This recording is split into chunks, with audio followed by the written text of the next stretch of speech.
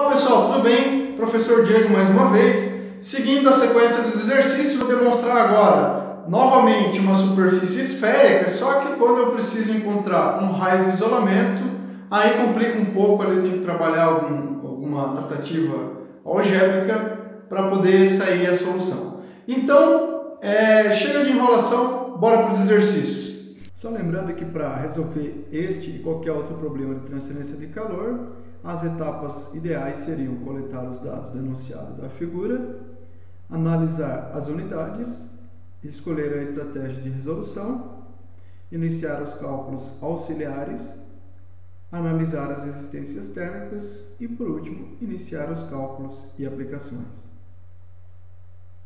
Vamos à primeira etapa, então, que seria coletar os dados do enunciado. Aqui diz que um tanque de aço com condutividade térmica de 40 kcal/m²C, então ele já está dando aqui o K, que nós vamos chamar de Ka, que é do próprio tanque, né? De formato esférico, tem um diâmetro interno de 1 metro, então aqui ele diz que o diâmetro interno possui 1 metro, e uma espessura de 5 milímetros. Então a espessura deste tanque esférico aqui, 5 milímetros. É isolado externamente com 1,5 polegadas de lã de rocha. Então aqui ele tem uma espessura de 1,5 polegadas de lã de rocha externamente, com um coeficiente de condutividade térmica de 0,04 kcal/m²C. Então está aqui a condutividade da lã de rocha, que nós vamos chamar de Kb. Nas condições estacionárias, a temperatura da superfície interna do tanque encontra-se a 220 graus Celsius. Então temos aí uma temperatura 1, a 220 graus Celsius, e a da superfície externa do isolante está a 30. Ele diz que a temperatura lá de fora, externa, do isolante está a 30. Então nós vamos chamar de T3, porque existe um T2 aqui entre as duas interfaces, Determinar. Então, na letra A, ele pede a perda de calor pelo tanque isolado com lã de rocha. Então, vamos encontrar primeiro a perda de calor aqui, que vai se dar de dentro para fora. Então, vamos analisar agora as unidades. Sempre temos os três sistemas, que é o sistema métrico, o sistema inglês e o sistema internacional. Analisando aqui as unidades do K, nós temos quilocaloria/hora por m²C. Então, aqui já temos direto também o valor de K em quilocaloria/hora por m²C. Então, preferível utilizar o sistema métrico, no qual a gente vai converter, então, tudo que tivermos aqui em polegada, que é só a espessura aqui, ou milímetro, que é a outra espessura aqui, para metro. Então, converte tudo para metro, que vai dar tudo certo. Vamos ver a estratégia de resolução agora. Fazendo uma análise aqui, eu tenho a temperatura 1 e a temperatura 3. Eu poderia calcular o fluxo de calor em apenas uma dessas paredes, que já saberia a perda de calor em todas as superfícies. Mas como eu não tenho diferença de temperatura entre uma parede e outra, apenas entre a primeira parede e a última, a melhor estratégia aqui seria fazer pela resistência, porque a resistência térmica ela não depende da temperatura, ela só vai depender da geometria do material e das propriedades do material, que seria a condutividade térmica. Eu tenho as condutividades e eu tenho como calcular os raios, então a melhor estratégia é o cálculo das resistências. Bom, escolhida a estratégia de resolução, vamos iniciar os cálculos auxiliares. Temos a espessura de 5 milímetros, que para converter para metro basta dividir por 1000, então a espessura fica igual a 0,05 metros. 0,005 metros. A espessura 2 tem 1,5 polegadas. A polegada, para converter para metro, basta multiplicar por 0,0254. Aí temos 0,0381 metros. O raio 1 é igual ao diâmetro 1 dividido por 2. O diâmetro 1 a gente conhece, é 1 metro. Então, o raio 1 vai ser igual a 0,5 metros. O raio 2 será igual ao raio 1 mais a espessura 1, que nesse caso é 0,5 metros mais 0,005 metros. o raio 2 é igual a 0,505 metros. E por último, o raio do isolante, que seria o raio 3, que é igual ao raio 2 mais a espessura 2, então 0,505 mais 0,0381, o raio 2 será igual a 0,5431 metros. Conhecendo os raios, vamos fazer uma análise das resistências térmicas. Então, como eu tenho aqui duas camadas, uma de chapas de aço e outra de isolante, eu vou ter duas resistências. Primeiro, entre a temperatura T1 e T2, a resistência da chapa. Depois, entre a chapa e o isolante, a temperatura 2 e 3, outra resistência. Com esta análise de resistência, chegamos à última etapa, que seria iniciar os cálculos e aplicações. O cálculo da resistência, a gente tem essa equação aqui, 1 sobre R1 menos 1 sobre R2 sobre 4πK da chapa A. Então, essa seria a resistência A.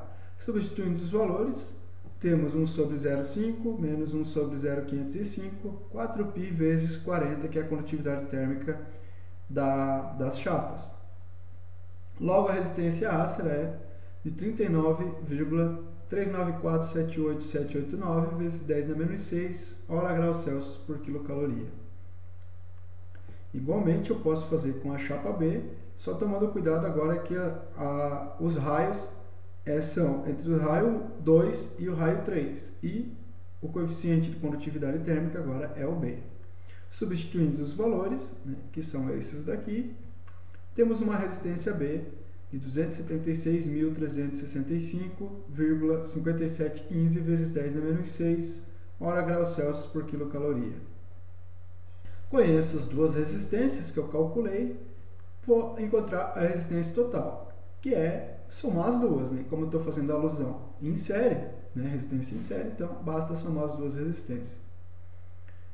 Somando as duas aqui que eu conheço os valores, tem a resistência total de 276.404,9663 vezes 10 na menos 6 hora graus Celsius por quilocaloria. Tem o fluxo de calor, tem essa configuração, a perda de calor será igual a menos diferença de temperatura sobre a resistência total. Substituindo aqui a variação de temperatura, que vai ser de T3 a T1, e a resistência total das duas. Então, agora eu substituo os valores que eu conheço, que são a temperatura 3 e a temperatura 1, e a resistência que eu já calculei. A perda de calor será igual a 687,397,2005 quilocaloria por hora. A letra B diz o seguinte: após alguns anos de utilização, a lã de rocha foi substituída por outro isolante, também com 1,5 polegadas de espessura, tendo sido notado então um aumento de 10% no calor perdido. Então veja, a gente ainda vai considerar o mesmo raio 3. Ele diz que a perda de calor aumentou em 10% para o ambiente e mantiveram-se as demais condições. Então é para encontrar o coeficiente de condutividade térmica do novo isolante. O que vai acontecer aqui? Primeiro, a gente tem que considerar que esse calor perdido aqui aumentou em 10%. Então, multiplica por 1,1. E aí, eu conheço o calor perdido novo aqui, que é de 756,1369206 quilocaloria por hora. Conheço a nova perda. Vamos olhar aqui. A perda de calor é igual à diferença de temperatura sobre a resistência, só que agora eu vou considerar apenas a primeira resistência aqui, que é das chapas, Então, entre T2 e T1, por isso eu vou considerar a resistência A.